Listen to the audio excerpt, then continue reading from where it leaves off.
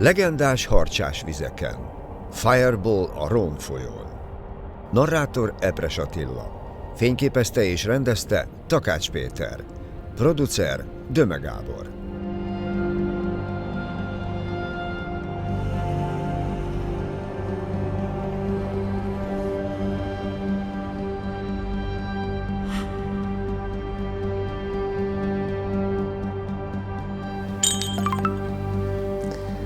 A világ ismert harcsás vízterületeit bemutató sorozatom legújabb részét Franciaországban a híres Rhône folyón készítjük.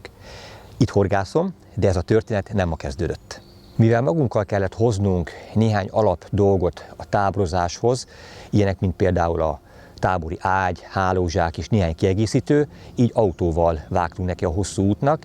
Nem tudom, hogy mikor utaztatok utoljára autóval Franciaországba, de tisztában kell vele lenni, hogy több mint 1600 kilométert autóztunk otthonomtól, Kiskunhalastól.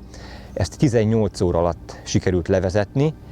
Hát a végén már sejthetitek, hogy mit gondoltam.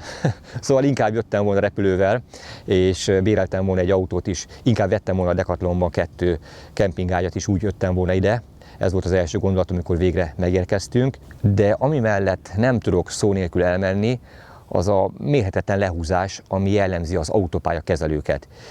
Mire eljutottam Horvátországon, Szlovénián, Olaszországon, majd Franciaországon keresztül a végső célállomásig, össze fogom adni, de minimum 300 eurót fizettem ki csak autópálya használatra. A különböző kapuknál való fizetések során 10, 20, 30, 50, sőt a legdurvább, legmagasabb összeg az 78 euró volt, ha jól emlékszem, amit az olasz-francia határon fizettem ki azért, hogy át tudjak kelni egy alagúton. Szóval, és ehhez jön még hozzá az üzemanyagköltség.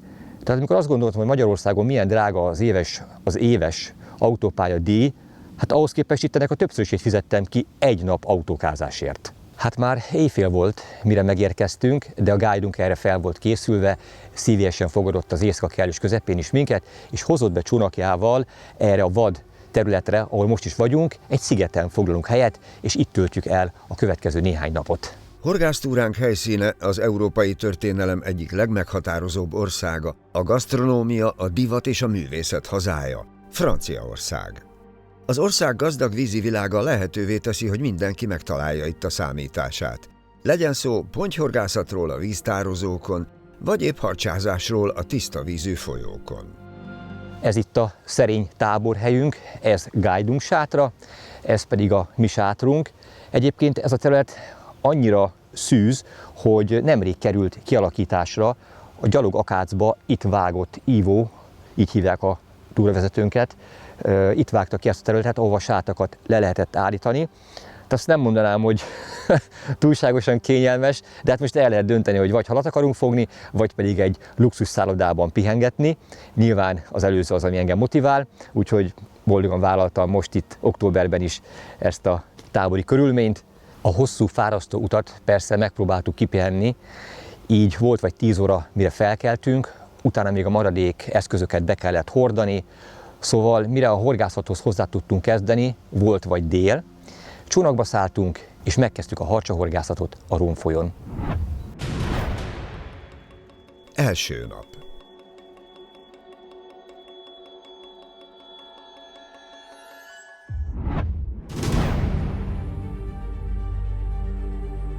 Túravezetőnk Ivo számos harcsával mérte már összetudását a Rhône folyón. Nem könnyű víz, mondta, a világ többi harcsás vízterületéhez képest itt sokkal, de sokkal érzékenyebbek, óvatosabbak a harcsák. Provence, Dél-Franciaország egyik legvarázslatosabb vidéke. Szinte minden sarkon egy-egy középkori várat talál a látogató. Oké. More, oké. Jelen pillanatban a fékerőt állítsuk be úgy, hogy megfelelő legyen. Yeah, that's good. Oké, most jó a fékerő. Lemodelleztük, hogy mit fog csinálni a harcsa, hogyha elkezdi húzni a zsinort. Ha túlságosan lágy a fék, akkor nyilvánvaló nem tudom irányítani, ha túl erős, akkor meg beleránt a vízbe. After all these years I have been guiding here, the Rhône catfish are very careful. And if I was using the standard teaser and the main lead was close to the worms, they were quite careful to bite. So I prefer the mainlet to be 1 meter away, so the catfish cannot feel it. And here, because there are strong currents, and if you have no weight at all, underwater it's doing this, and Yeah. it's not working well. Aha. And yet it's covered with this little octopus. How big this lead? I think it's 30 grams. 30 g ez az ólomnehezék, ami itt a kis poliban el van rejtve. Ez biztosítja azt, hogy ne lebegjen föl, ne csapkodja a sodrás ereje túlságosan a csalit, ami majd giliszta lesz, ezáltal pont jó pozícióban fog elhelyezkedni a felcsúszott horog ezzel a kis megnehezített oktopusszal. When it's like this in the water, and you see the catfish is like under you 2-3 meters, and you need to get quickly down. Normally this goes like this, and it's not good. So this weight, if you go slowly, it's always tightened and it goes like this. Okay. So it helps the worms to get down. That's all. So let's go for it. Kanadai giliszta, ez a bevált csali, úgy látom, a világ minden részén a harcsahorgászatban. Ez kerül fel az egyágú horogra, On the lower hook, bőségesen, I put them twice on the hook kétszer tűzi because meg. the small catfish, they like to come and eat them all.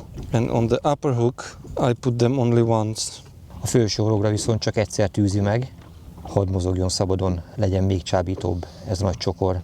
The big catfish, they like big meal.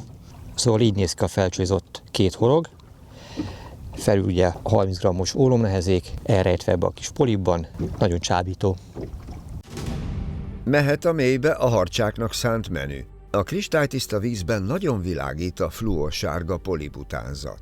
Bízunk benne, a harcsák is felfigyelnek rá. 9 méteres víz van You alattunk. see, Yeah. worms, they are going down under the lead. Tökéletes pozícióban van, még az erőteljesen sodró folyóban is az így felcsalizott horog. Jól látszik az ólom, jól látszik a teljes csali, és a sodrás ereje nem csapta ki, nem tette közvetlen az ólom mellé. Ügyes, praktikus megoldás ez. Jó, hát nyilván aki itt horgászik évek óta, kitapasztalta minden csinyát-bínyát ennek a fajta horgászatnak. A kuttyogató horgászat a magyar horgászati hagyomány egyik legkülönlegesebb és legősibb formája, amely kimondottan a harcsa horgászatára szolgál. A kuttyogatás magyar eredetű módszer, ami több száz éves múltra tekint vissza. A 18. században már ismert technika volt a folyami halászok között. A kuttyogató ma is a harcsahorgászat ikonikus, tradicionális és hatékony eleme.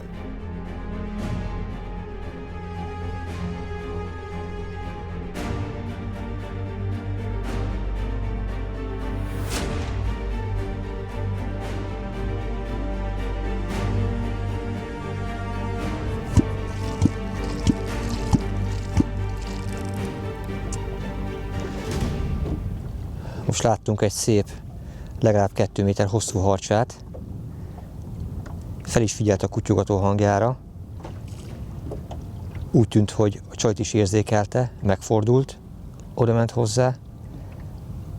Most próbálja a kuttyogatóval újfent ide hívni, vagy felizgatni. De úgy néz ki, nem reagál. It's almost 2 meters. Majdnem 2 méter.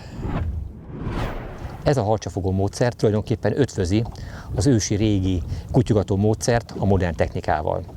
A szonár segít nekünk a hal detektálásában, megtalálásában, és azért kuttyogat Ivo, ahogy elmondta, hogy ezzel tulajdonképpen felhergelje, és a mederfenéken fekvő, vagy annak a közelében mozgó halakat elemelje, elmozdítsa a mederfenékről, akik ezután, mint ahogy eddig is láttuk a szonár képernyőjén, a kuttyogató hangját meghallva, gyors mozgásba kezdenek. Hogyha mozognak, hogyha csali közelébe kerülnek, és ha az pont jó pozícióban kerül felkínálásra, és érzékelje ezt a hal, akkor nagy valószínűség szerint meg is fogja ezt enni. De miután a hal már mozgásba lendült, a kuttyogatót nem használja, mert onnantól kezdve épp ellentétes hatást fejt ki, elriaszthatja, elzavarhatja a halat. Tehát csak addig használja, amíg a halat mozgásra nem készteti.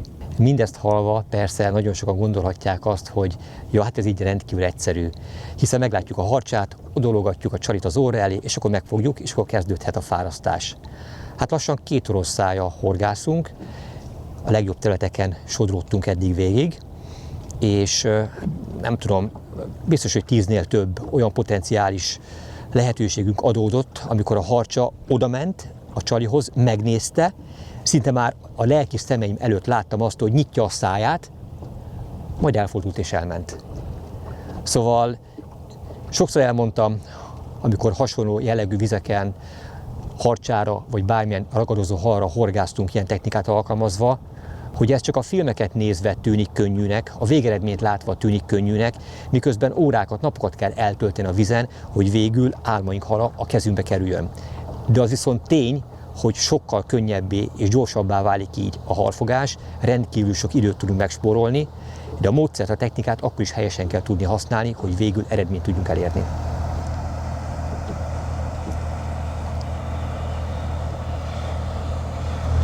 Itt van mellettünk egy kavics szállítóhajó, ami úgy látom, hogy 1 centimétert nem változtatott a kitűzött útirányán. Hát nyilván olyan nagyobb, nekünk kell alkalmazkodni hozzá, és ha meglátjuk, hogy a közelünkbe kerül egy ilyen hatalmas hajó, akkor nekünk kell arrébb menni, de Ivo mondta, hogy ez még biztonságos távolság, bármennyire is közelnek tűnt a hajó, úgy ment el mellettünk, hogy semmiféle problémát nem okozott. Teljesen természetes, hogy sem az ő, sem pedig a mi életünket nem kockáztatná feleslegesen, illetve teljes mértékben tisztában van a hajózás szabályaival, amikor nem kérdés, hogy a kisebbnek kell arrébb állni, hogyha egy nagy hajó közelít.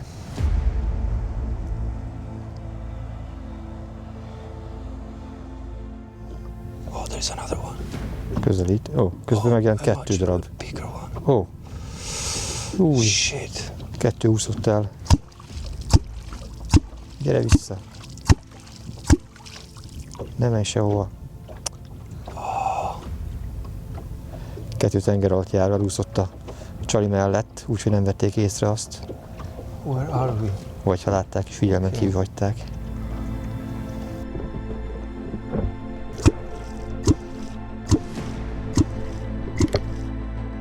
A modern szonártechnikának köszönhetően megjelenik a mélység titka. Az, amit eddig csak sejtettünk, reméltünk, most láthatóvá válik. Olyan extra adrenalint ad a horgászatokhoz, amit csak azt tud megtapasztalni, aki kipróbálja.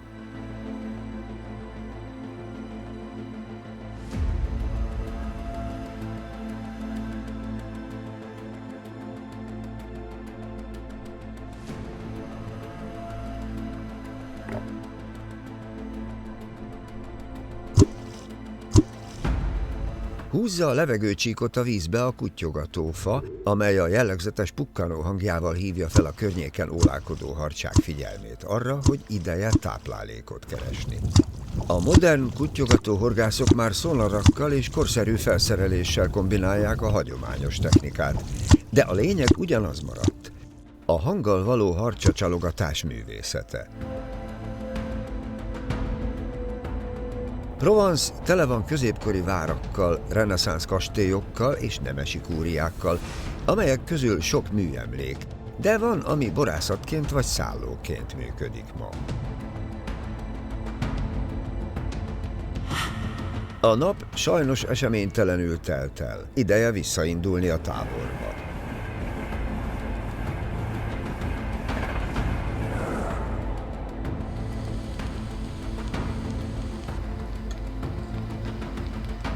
Ivo nem hiába éli életének nagy részét a vízparton. Ott helyben olyan finom vacsorát rögtönzött, hogy alig vártuk, hogy elkészüljön, és meg tudjuk kóstolni. Provençal!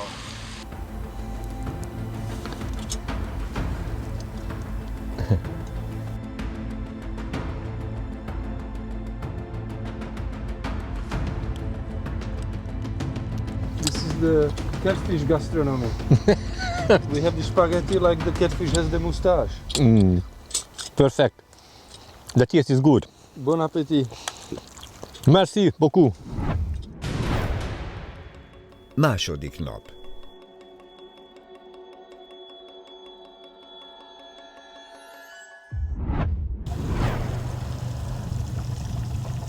A folyóvízi harcsázásnak egy újabb módját látjátok.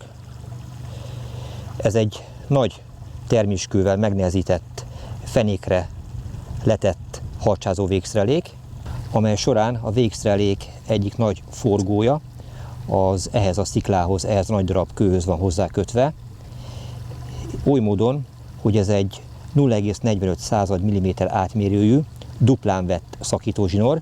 Amikor jön a harcsa és megragadja a csalihalat, amely most kerül feltűzésre, és ugye menekülne vele tovább, akkor ezt elszakítja, és szabaddá válik a végszrelék. A csalihal, amely felkerült a végszrelékre, az egy combó. Olyan szép vagy. Itt engedélyezett a combóval való harcsahorgászat. Mint látható, az egyik horog bele van tűzve a felső szájpadlásába. Afölött van egy szabadon álló egyágú horog, míg itt a farokrésznél pedig szintén egy egyágú horog van, amelynek van egy speciális tüskéje, azon betűzve a hal bőre alá. A szabadon álló horog felett 20 cm-re található egy úpóz, egy speciális úszó, amely azt hivatott, hogy megemelje a csalihalat és az előkét oly módon, hogy folyamatos mozgásra kényszerítse, ezáltal előbb felkelti a ragadózal figyelmét, a hal nem tud elbújni a kő mögött, nem tud elbújni a mederfenéken, és nem tud a horog előke oly módon a mederfenékre tapadni, hogy véletlenül elakadjon, vagy összegubancolódjon. Az erős sodrás miatt nincs idő sokat gondolkodni, ha a megfelelő helyen van a hajó, már mehet is a vízbe a csalihal. A kő a mederfenékre került, én a másik oldalról próbáltam a zsinórt olyan szögbe hozni, hogy véletlenül se tudjon a főzsinór rágubancolódni a horog előkére. Megfeszítve a zsinort, folyamatos kontaktusban maradva a végszrelékkel, kivisszük a partra, és a botot rögzítjük a parti bottartóban. Ez a nagy mennyiségű inváziós gyalogakác nem könnyíti meg a horgászatot. Ez az észak-amerikai cserjefaj Európa szerte fertőzte már le a folyók partjait. Bekerül lassan mind a 4 szerelék. Franciaországban a Rhône folyón egy horgász egy időben maximum 4 horgászbottal horgászhat.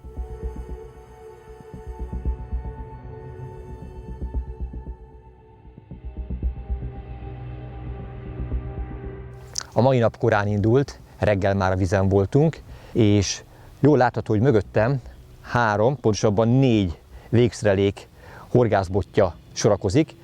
Azért mondtam először 3-at, mert időközben a reggeli órákban az egyik végszreléken már volt egy kapás, és a harcsa a csalihalat azt bizony magáévá tette, erről szépen eltüntette.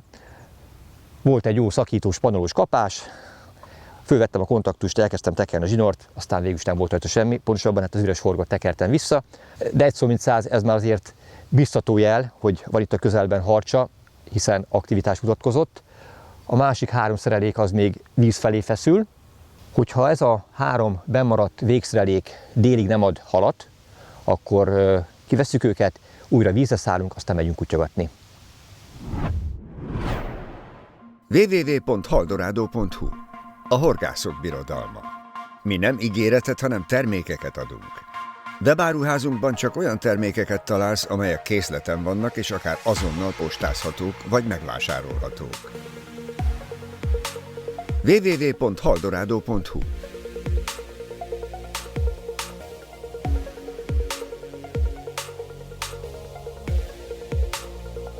Rendelj a webáruházunkból, vagy vásárolj Kiskunhalason, a Haldorado centrumban.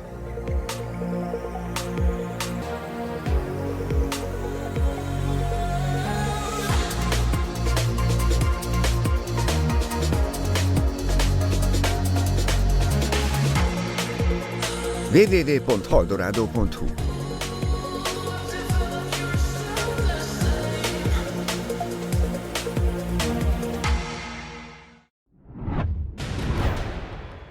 Negyedik nap.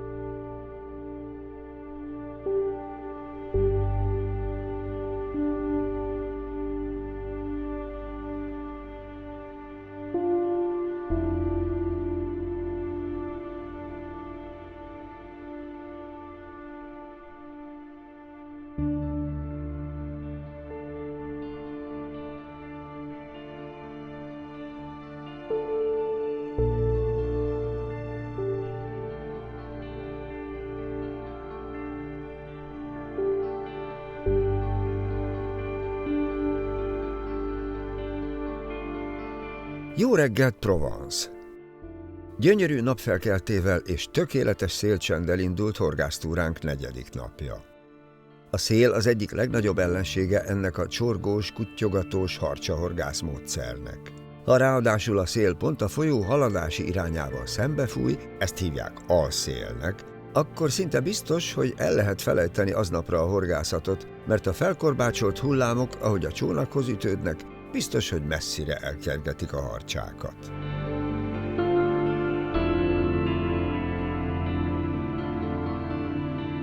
Szerencsére ezen a napon az időjárás mellénk állt. Kuttyogató beélesítve, kezdődjön az újabb nap. Titanic, you know the film? Titanic. A Titanic nem épp a kedvenc filmjeim egyike. A lot of wood for the paper. Péntek reggel van, és mint korábban már meséltem az utazásnak a fáradalmairól, ugye hétfő este érkeztünk meg, mire hozzáfogtunk a horgászathoz, már volt kedd délután, viszont ma ugye péntek reggel van. Kedd, szerda, csütörtök, láttátok mennyi halat fogtam? Semennyit.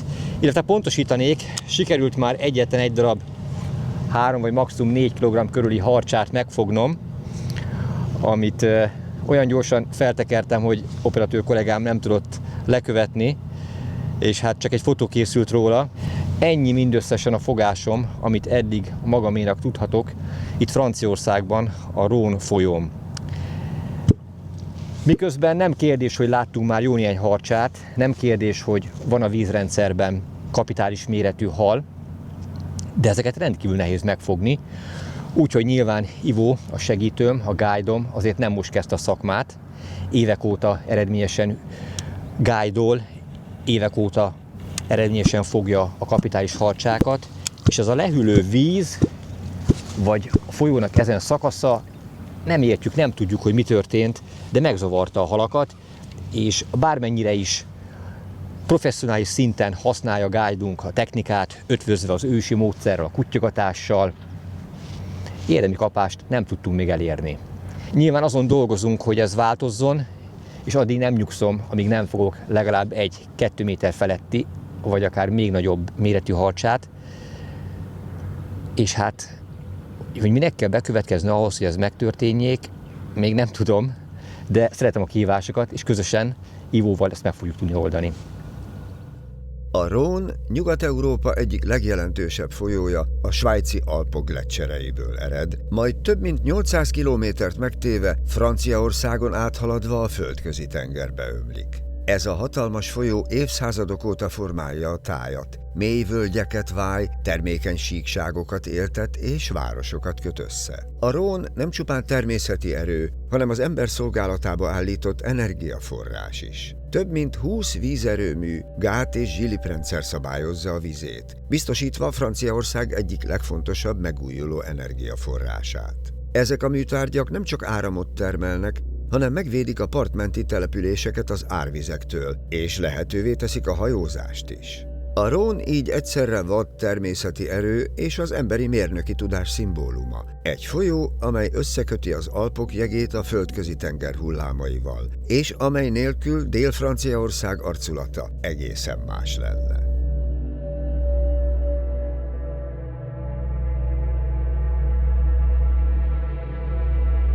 Az ősz színeit veszik át a vízparti fák, bár napközben a szokatlanul meleg miatt ez még nem érződik. Talán ez zavarja meg a harcsákat. A horgásztúránkból hátralévő idő viszont egyre csak fogyott.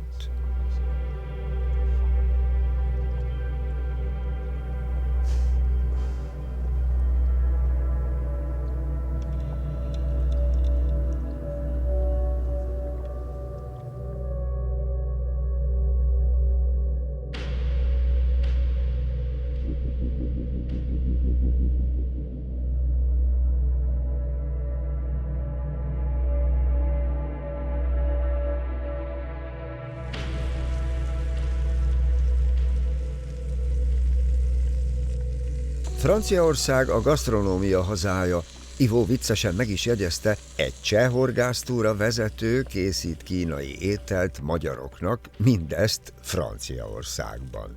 Mi ez, ha nem multinacionális gasztronómia?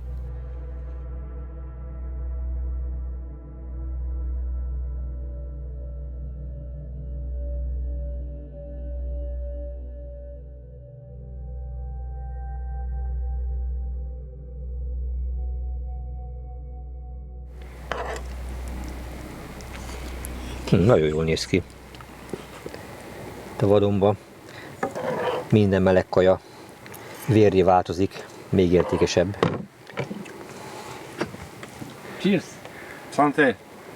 Jó étvágyat! Santé is French cheers.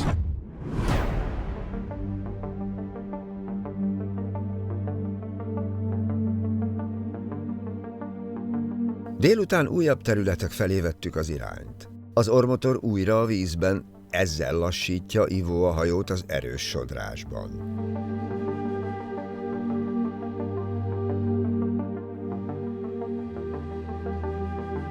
Módszert váltottunk, ugyanúgy marad a vertikális harcsahorgászat, csak annyi, hogy most a csali az nem gilisztacsokor, hanem élő hal, és ezt egy fireball technikával, egy ólomnehezékkel kínáljuk fel a mederfenék közelében.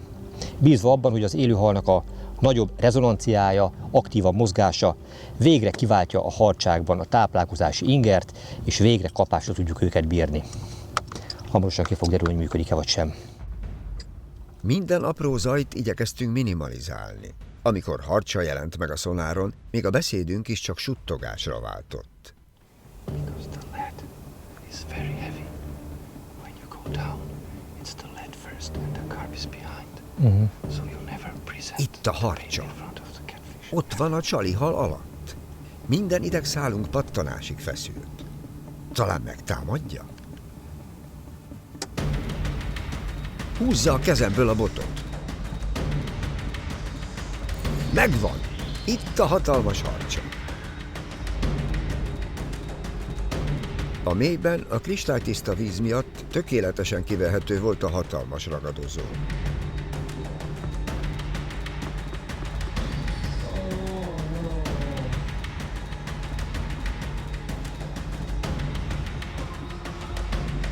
Ellenfelünk addig-addig tekergőzött, száguldozott a mélyben, míg nem talált egy víz alatti fát. A horog kiakadt a szájából, és a hal köszönés nélkül távozott. Elvesztettük a túránk eddigi egyetlen kapitális halát. Újabb nap telt el úgy, hogy értékelhető fogást nem tudtunk felmutatni.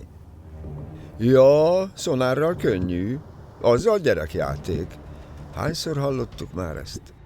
A harcsa az európai édesvizek legnagyobbra megnövő ragadozója.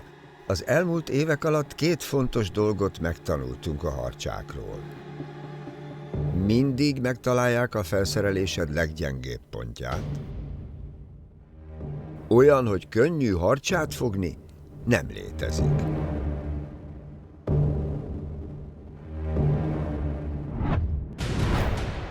Ötödik nap.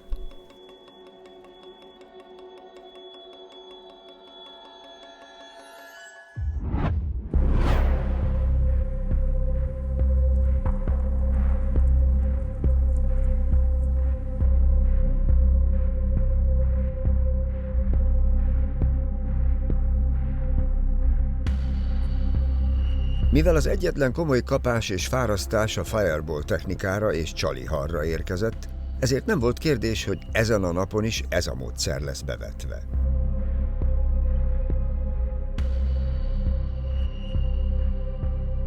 Már minden mozdulat rutinos volt, felkerült a compó a horogra, és merült is a mélybe a fireball szereléken.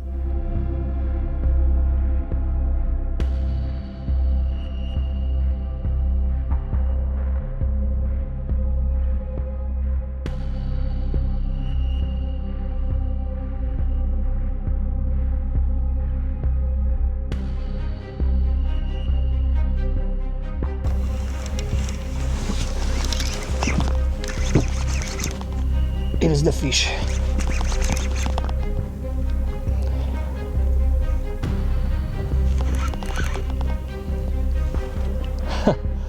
Az első hal 5 nap után, amivel végre megbírtam etetni a csalimat. A tegnapi nap folyamán próbáltam rá először a Fireball technikára, és egy másik területen akasztottam egy minimum 220-230 cm körüli harcsát a szonárképernyő alapján, ekkorának ítéltük meg, és persze rövid felasztás után az is távozott. Hát azt hittem, hogy belevágom a horgászbotmot a vízbe. 4 nap eltelt úgy, hogy tulajdonképpen érdemi kapást nem tudtunk elérni. Akármit csináltunk. Nem értem, nem tudom mi az oka, de gondoljatok bele, hogy ha a túravezetőm sem tudja, akkor ez tényleg egy érdekes helyzet. De hát a harcsahorgászat már csak ilyen. Ez egy nagy összetett vízrendszer, érzékeny és óvatos nagytestű halakkal, de hát ez a kihívás. És most végre olyan szögben tudtam felkínálni a csalihalat, úgy tudtam az óra elé tenni, úgy tudtam mozgatni, hogy megette. Legyen ez bármekkora, az egyik legértékesebb fogásom lesz, az egyszer biztos. 5. nap, 5. horgásznap. Hatalmas buborékokat nyomott ki magából. Ezek szállnak fel elsőként, jelezvén, hogy fárad a harcsa.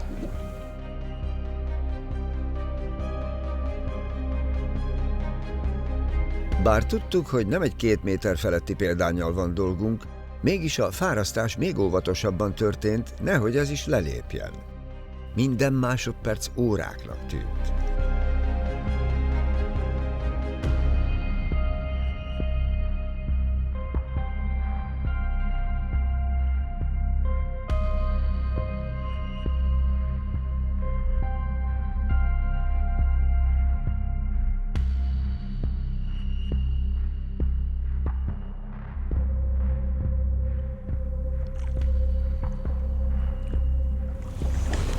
Szépen akadtorog a szája sarkába.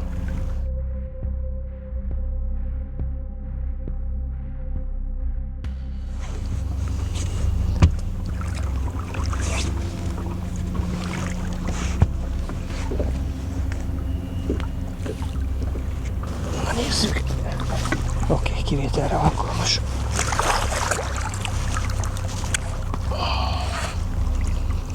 Vigyázni kell, az egyik horog szabadon van. A hátsó horog akadt meg tökéletesen itt a szája sarkában. Hát itt van végre a Rhône folyóból kifogott második harcsám.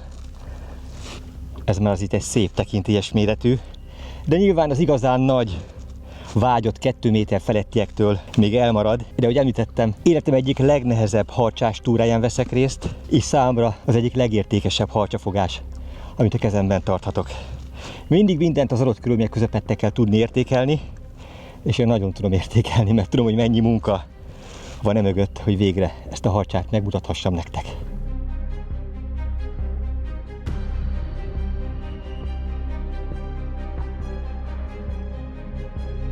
Nem volt kérdés, hogy ennek a harcsának a fotózás után a vízben van a helye. Köszönjük az élményt!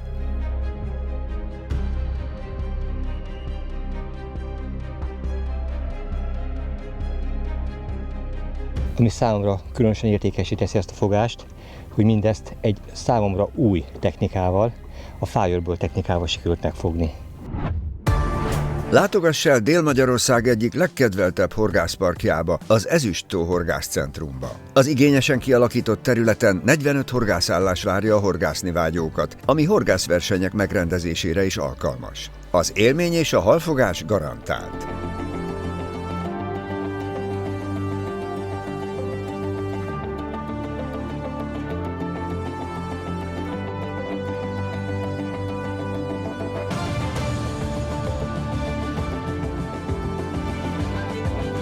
Ha több napra érkezel, 4 teljesen felszerelt vízparti vendégház áll a rendelkezésedre. Csak kilépsz az ajtón, és már horgászhatsz is. Várunk szeretettel Kiskunhalason, az Ezüst-tó horgászcentrumban.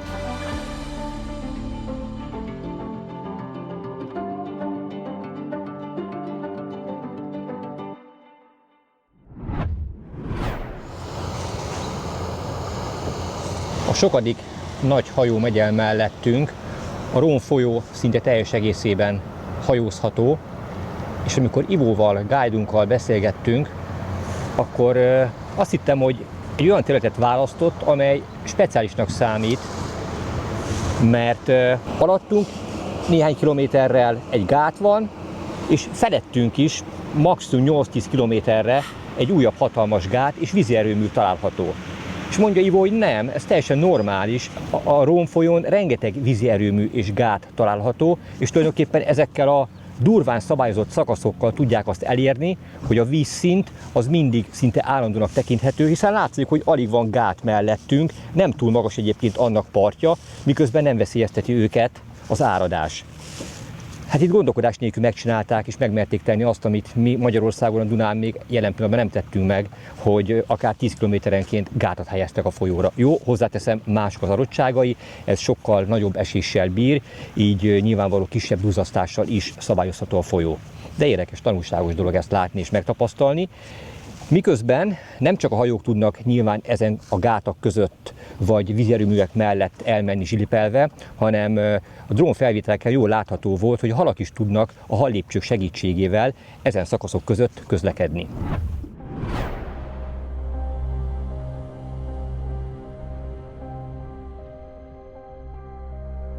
Ez már megint egy 2 méter körüli példány. De mitől ennyire félénk? Érzi, hogy itt vagyunk? 3 méternél nem jött közelebb a csalihalhoz, bármennyire is kívánatos falat számára, hanem sarkon fordult és merült is a mélybe. Pedig ilyenkor, amikor közelít egy ekkora ellenfél, még levegőt is alig veszünk a hajóban. De a harcsa gyanút fog és távozik. Ez is mutatja, mennyire óvatosak az ellenfeleink.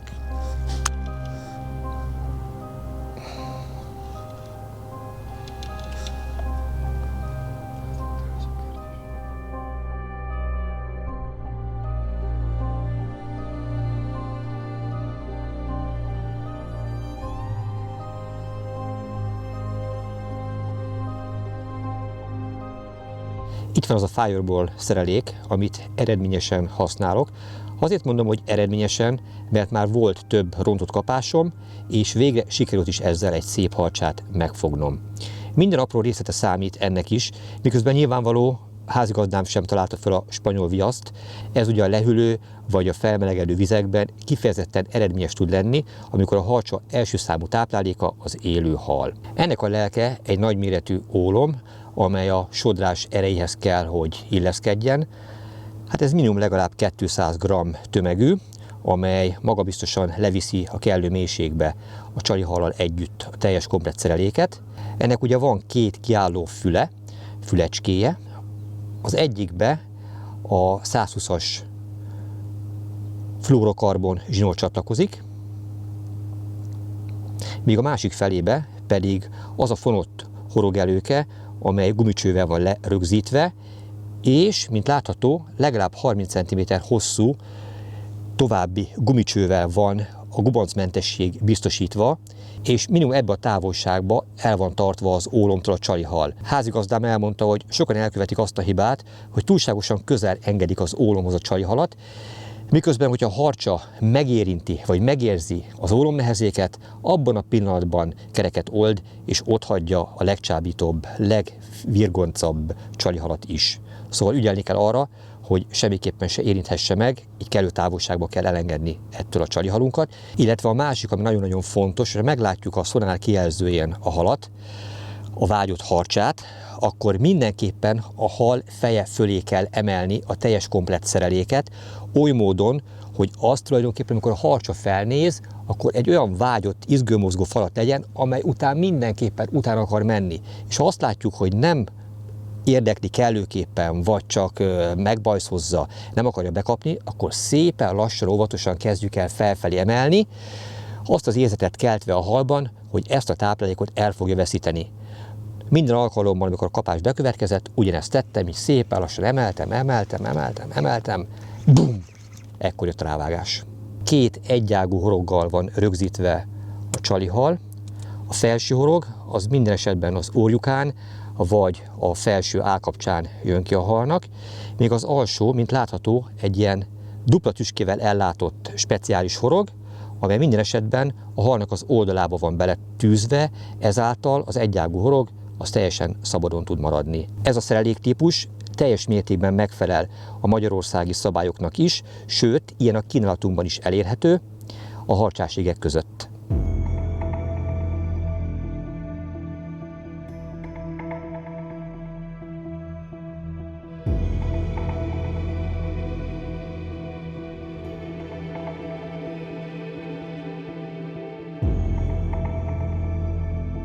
Bármennyire is egyszerűnek tűnik ez a horgászmódszer, a tradicionális kuttyogatás kombinálva a modern technikával, kiegészítve a legjobb, legerősebb felszerelésekkel, a harcsával szemben semmit se vehetünk biztosra. De jól van ez így, hiszen ettől lesz meg a különleges varázsa a harcsahorgászatnak, amit csak azért meg, aki kipróbálja ezt.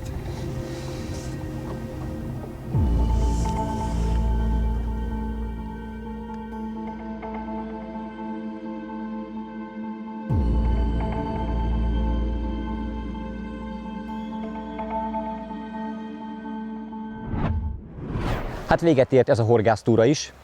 Újra a parton vagyok, összepakoltuk a cuccainkat, hosszú útra készülünk.